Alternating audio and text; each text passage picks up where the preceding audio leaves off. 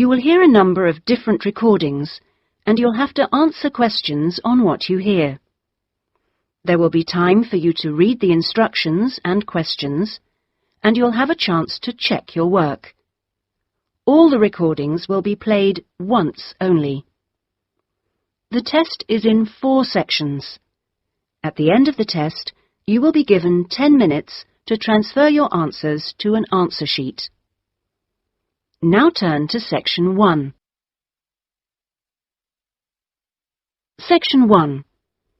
You will hear a man telephoning a library to find out about joining. First, you have some time to look at questions 1 to 5.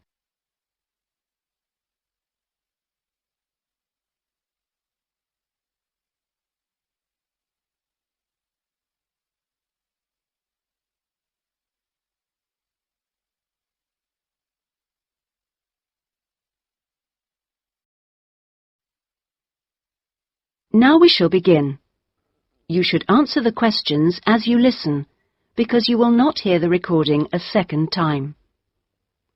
Listen carefully and answer questions 1 to 5. Good morning, North College Library. How can I help you? I was wondering if it was possible to join the library.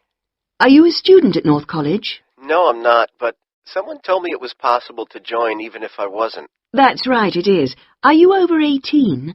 That's our minimum joining age. Yes, I am. That's no problem then. Could you tell me what I have to do to join?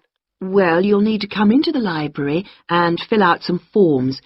You'll also need to bring 2 passport photos with you. We also need 2 documents for ID, so a driving license would be fine. I've got that. And what else? A credit card? No, it needs to have your address on it. Shall I bring a bank statement? Would that do? That'll be fine. Good. Does it cost anything to join? Well, it's free for students here, but otherwise it's £125 per year, or £25 if you've got a current student card from another college. I was at Westerly College until last year, but now I've got a job at Jefferson Steel Factory. It's more expensive than I thought. My local library is free. But you'll find they don't have the range of reference books or facilities which we buy for our students. That's why you have to pay to be an external member. I see. How many books can I borrow? We allow 12 items borrowed at any one time if you're a student, and that includes CDs, DVDs and videos. However, it's only 8 items for members of the public. Fine. And how long can I have them for? Well, you can have both fiction and reference books for 4 weeks, which isn't bad, really. And what happens if I return them late? Like all libraries, there's a fine system in place. The minimum fine is £1.50, but it can be much higher for some items, up to £5 per week. We'll give you a booklet with all the details when you join.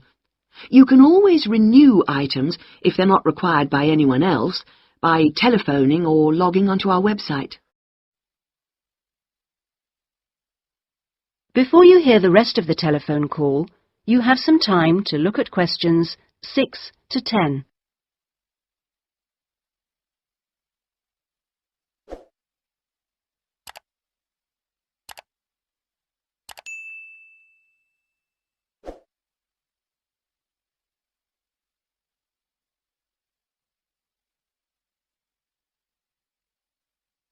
Now listen and answer questions 6 to 10.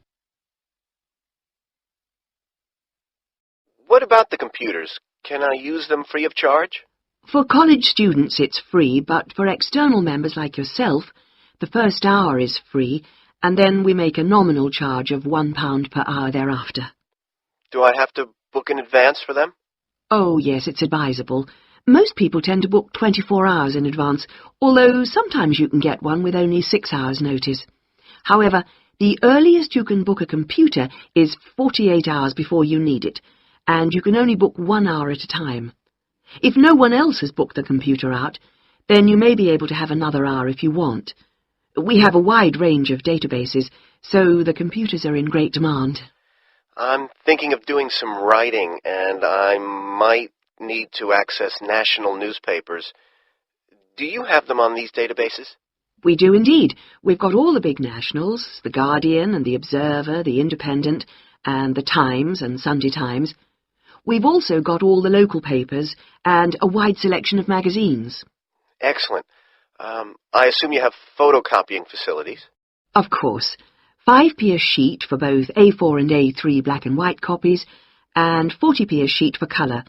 You can get a card from the counter here. It doesn't take coins. Okay. Oh, by the way, another thing I was wondering about was if you ran any writing classes through the library. We do, but you'll have to speak to John Grantingham about that. He's our resident author. He runs the creative writing classes. John Grant... could you spell that for me, please? Certainly. Grantingham. Are the classes here at the library? Yes, he's here on Thursday evenings. Oh, no, sorry, Friday. He's just changed it. You can contact him by emailing the library. Okay. Right. Well, that's about all I need to know. Thank you. I'll be along later this week to join. Thanks. Bye. That is the end of section 1. You now have half a minute to check your answers.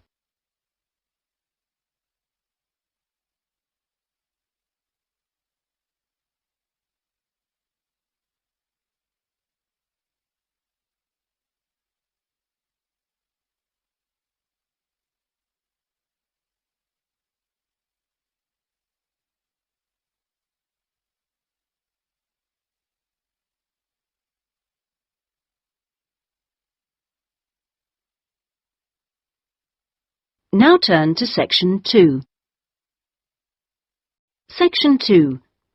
You will hear a man called Dan Pearman talking on the radio about Pedal Power, a UK charity which sends bicycles to people in developing countries. First, you have some time to look at questions 11 to 15.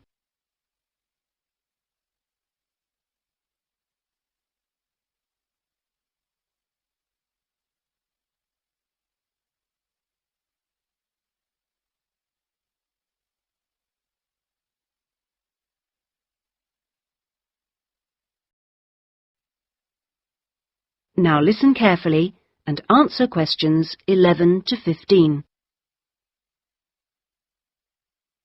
My name's Dan Pearman, and I'd like to talk about the work of Pedal Power, a small charity based mainly in the UK.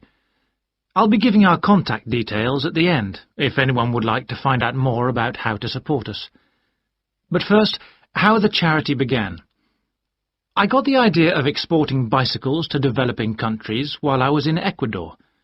I went there in 1993, just after graduating from university. After 3 years of studying, I wanted adventure. I loved travelling, so I decided to join a voluntary organisation and was sent to Ecuador to carry out land surveys. The project came to an end after 5 years, and when I returned to the UK in 1998, I started planning Pedal Power. Where I lived in Ecuador was a very rural area. My neighbour had the only bicycle in the village, whereas everyone else walked everywhere. My neighbour's business was unusually successful, and for years I couldn't understand why. Then I realised having a bike meant he could get where he wanted to go without much trouble. Other local carpenters could only accept jobs in a 3-kilometre radius, so no matter how skilled they were, they could never do as many jobs as my neighbour. At Pedal Power, we collect second-hand bikes in the UK and send them to some of the poorest regions in the world. When we distribute bikes overseas, we don't give them away for free. We'd like to, but long-term that doesn't really help the local economy. The demand for bikes is enormous, which makes them very expensive locally. So we sell them for 5% of the normal price. But in order to continue operating, we need to have a constant supply of bikes which we send out every 6 months. One example of a town that's received bicycles from Pedal Power is Rivas. It was the first place I sent a full container of bicycles to. Most people there now own a bicycle. The local economy has developed so much you wouldn't recognize it as the same place. In fact, there are more bikes than on the streets of Amsterdam, if you've ever been there. But Pedal Power still needs your help. You may have read about some of our recent problems in the British media. In August 2000, we simply ran out of money. We had containers of bikes ready to send, but no money to pay the bills. It was a terrible situation. We managed to ensure the bikes went out on time, but the other problems carried on for several months. Before you hear the rest of the talk, you have some time to look at questions 16 to 20.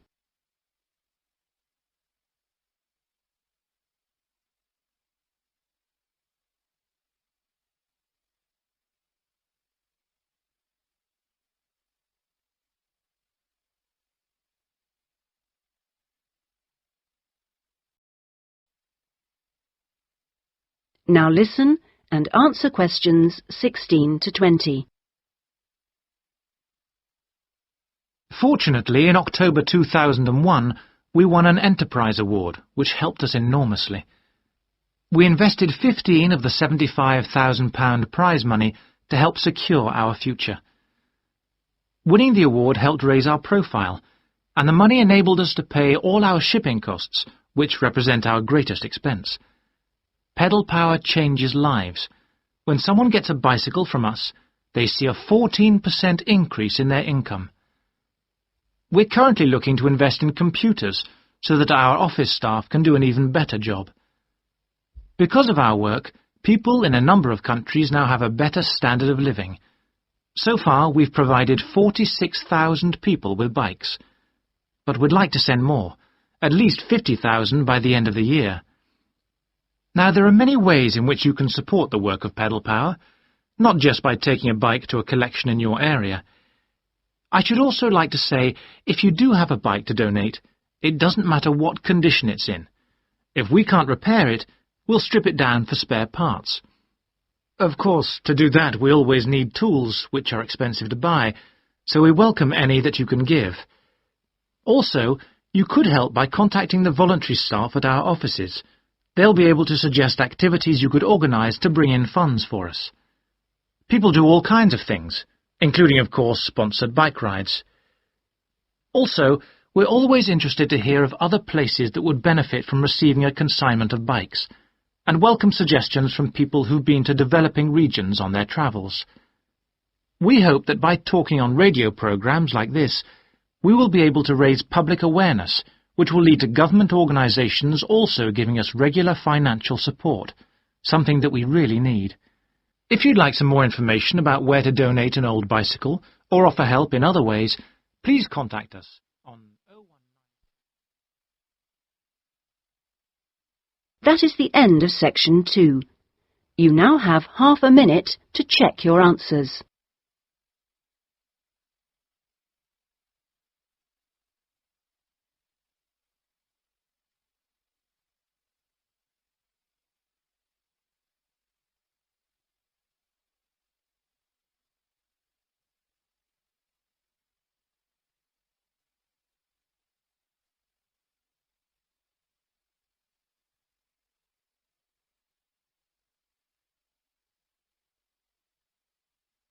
Now turn to section 3.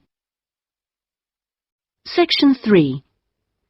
You will hear a discussion between a college tutor and two students, Christina and Ibrahim. First, you have some time to look at questions 21 to 26.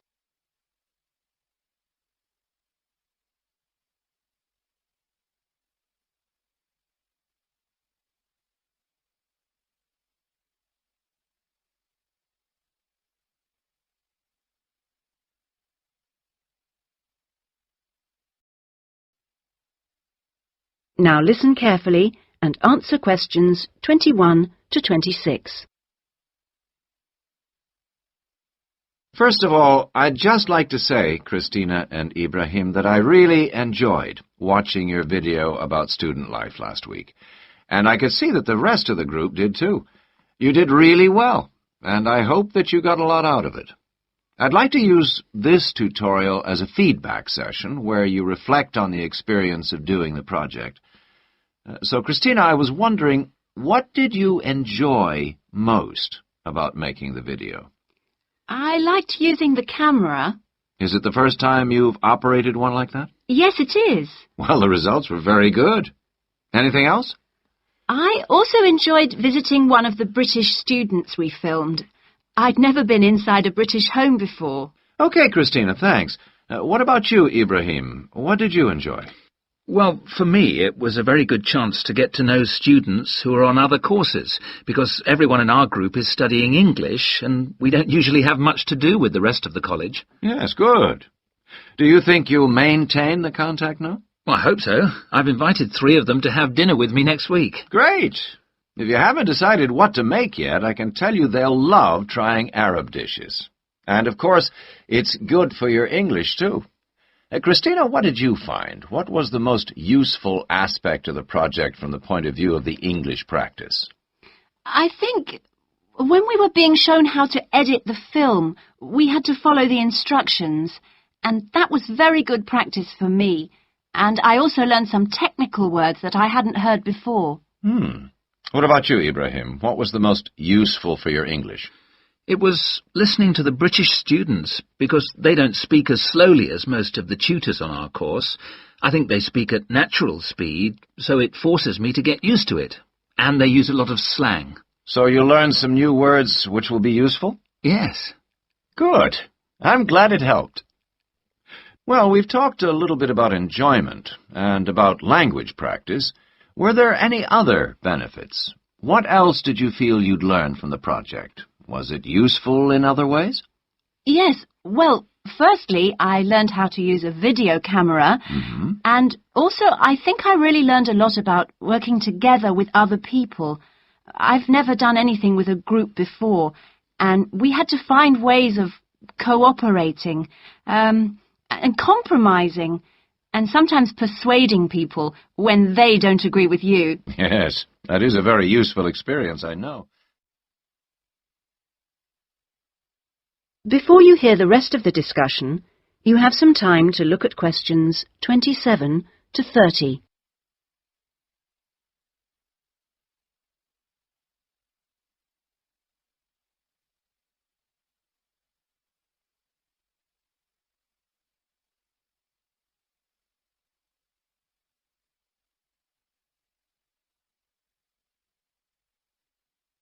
Now listen and answer questions 27 to 30.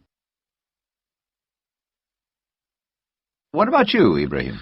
Well, I think I learned a lot about how important editing is. When you're filming, you think that everything's going to be interesting, but in fact we cut around half of it in the end, and then it was much better. Good. Well, one last thing I'd like to ask. What mistakes do you think you, as a group, that is, made? I mean, to put it another way, if you had to do it all over again, is there anything you'd do differently? We didn't plan very well. For example, we didn't decide on dates when we'd complete each separate step of the project, and we should have agreed about that in the beginning, because we were always late with everything. Right. Anything else? I think we should have tried to experiment more with the camera. I mean, with angles and the focus and that kind of thing. So you should have been more ambitious. Do you agree, Ibrahim? Not really. In fact, I think we were too ambitious. We were inexperienced, and we didn't have a lot of time, and we tried to do too much, to make a long film. Next time I would make a shorter one and try to get the quality better. Well, that's very interesting. Next semester we will be doing another video project with a different content, of course, but you'll have an opportunity to put into practice what you've learned this time. Do you have any ideas about a different... That is the end of section 3. You now have half a minute to check your answers.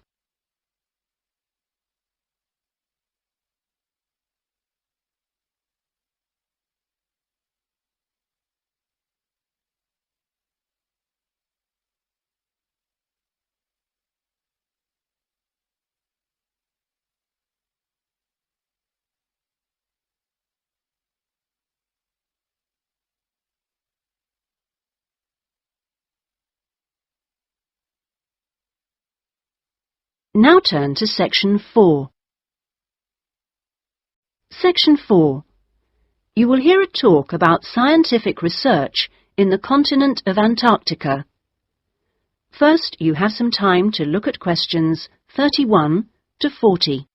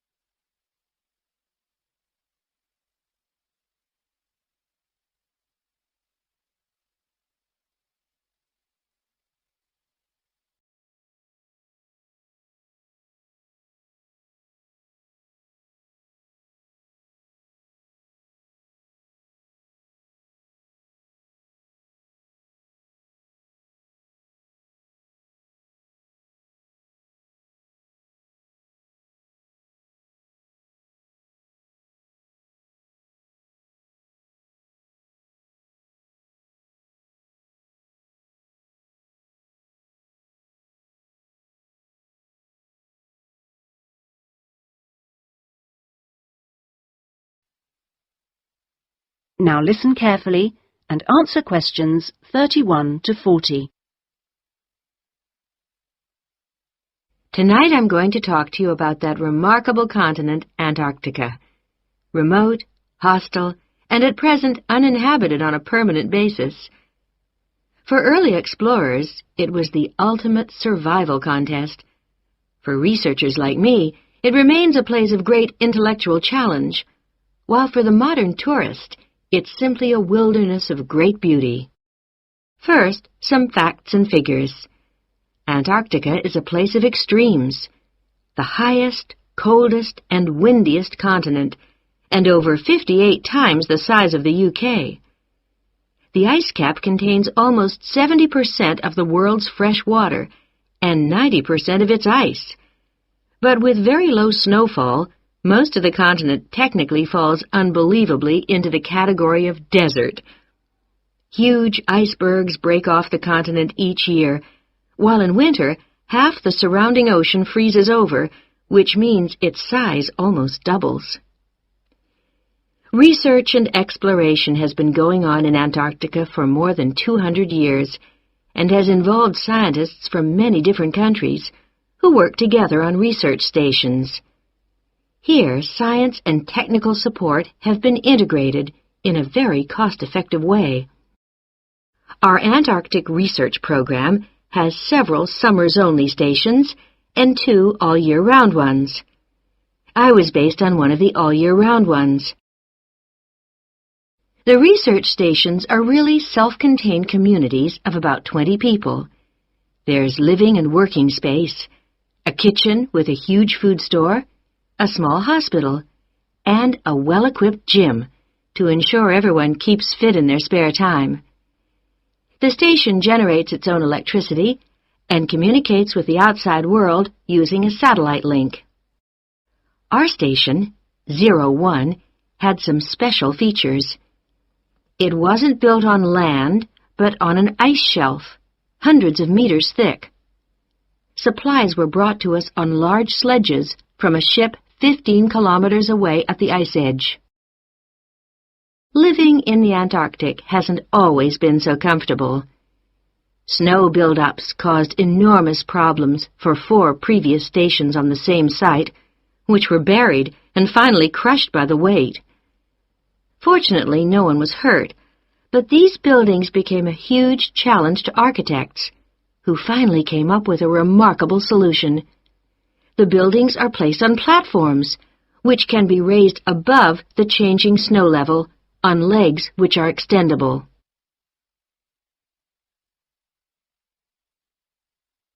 Food is one of the most important aspects of survival in a polar climate. People living there need to obtain a lot more energy from their food, both to keep warm and to undertake heavy physical work. Maybe you know that an adult in the UK will probably need about 1,700 kilocalories a day on average. Someone in Antarctica will need about 3,500, just over double. This energy is provided by foods which are high in carbohydrate and fat. Rations for field work present an additional problem. They need to provide maximum energy, but they must also be compact and light for easy transport. Special boxes are prepared, each containing enough food for one person for 20 days. You may be familiar with coffee processed by freeze-drying, which preserves the quality of the food product while making a large saving in weight. Well, this type of presentation is ideal in our situation. It wasn't available to earlier polar explorers whose diet was commonly insufficient for their health. I think that being at the cutting edge of science has a special appeal for everyone working in Antarctica, in whatever capacity. As a marine biologist, my own research was fascinating, but it's perhaps climate change research that is the most crucial field of study. Within this general field, surveying changes in the volume and stability of the ice cap is vital, since these may have profound effects on world sea levels and on ocean currents. A second important area is monitoring the size of the hole in the ozone layer above Antarctica, since this is an indicator of global ultraviolet radiation levels. Thirdly, bubbles in the ice sheet itself provide an index of pollution, because frozen inside them are samples of previous atmospheres over the past 500,000 years, and these provide us with evidence for the effects of such human activities as agriculture and industry. There are an increasing number of opportunities for young people to work for a period in Antarctica, not only as research assistants in projects like mine, but also in a wide range of junior administrative and technical positions, including vacancies for map makers. I hope that the insights I've provided will encourage you to take up these opportunities in this fascinating continent. That is the end of section 4. You now have half a minute to check your answers.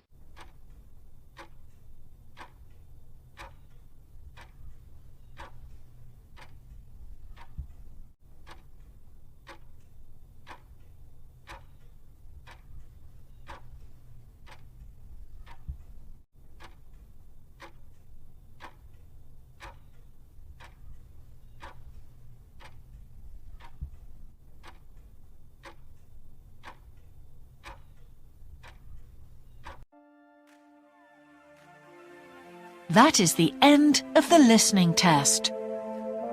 In the IELTS test, you would now have 10 minutes to transfer your answers to the answer sheet.